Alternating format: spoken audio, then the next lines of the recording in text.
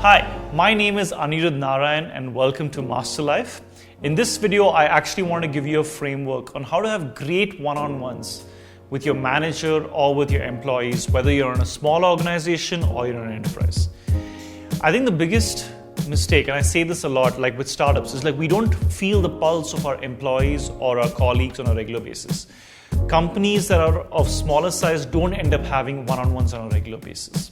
And I think suddenly out of the blue it comes out and says, oh my God, like this person wants to quit, right? Versus in larger organizations, they actually have structured one-on-ones. They actually carve out time for one-on-ones, which is great. But the challenge there is it becomes very open-ended. It sometimes becomes about, hey, these are the activities that need to get done.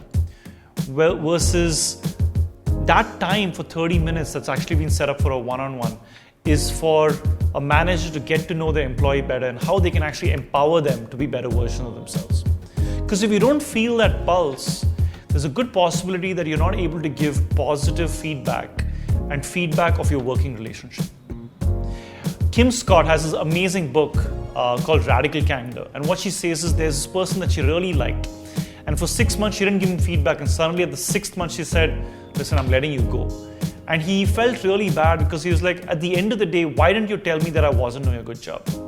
And that's the point. She said it was important to actually have week-over-week feedback and give people positive as well as negative feedback on how they could be working together or how your relationship could be better.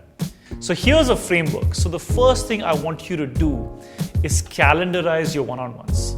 Say no matter what, Fridays 4 p.m., we're going to have a one-on-one. Okay, and you're going to do it every Friday. So the second thing that I would like you to do after you've calendarized your one-on-ones is actually prep for it.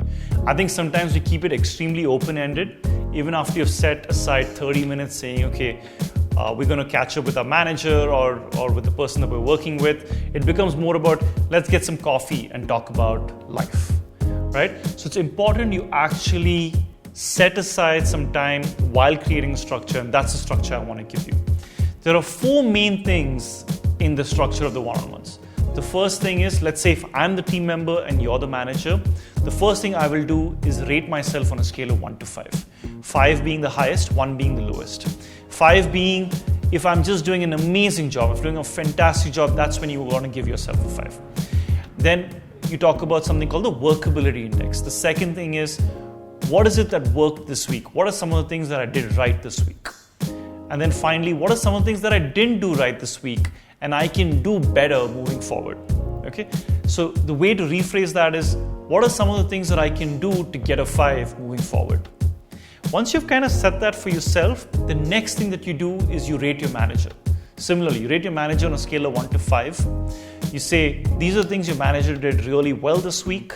These are some of the things your manager can do better moving forward. And you want them to be fact-based.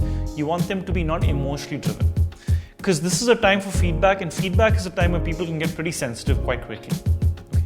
So once you've kind of rated yourself, then you've rated your manager, the manager does the same thing. Imagine the manager first rates you, says on a scale of 1 to 5, how much would they rate you? What are some of the things you did right? What are some of the things you can do to improve yourself?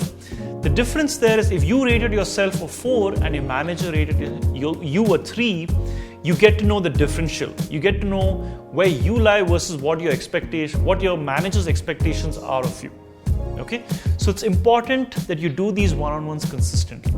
And then the final step is the manager actually rates themselves on a scale of 1 to 5, what they did well and what they could do better. So imagine that's kind of broken down into 20 minutes. 5 minutes on yourself, 5 minutes on the manager, and then the manager does 5 minutes on you, and then 5 minutes on themselves. And then finally, the last 5 or 10 minutes, you want to figure a way out where that conversation can be absolutely open-ended. And then the manager in some sense is empowering you and trying to figure out what does your growth trajectory look like. So if you as an individual are talking to the manager, you want to be like, hey, these are some of the activities I want to be doing. Whereas the manager's role or responsibility at that point in time is, what can I do to make sure this person is happy in the organization? How can I empower this individual to be a better version of themselves? Okay, so the activity and the worksheets associated with this, definitely try implementing this, especially if you're a small organization or you're a startup, and try calendarizing this on a weekly basis moving forward.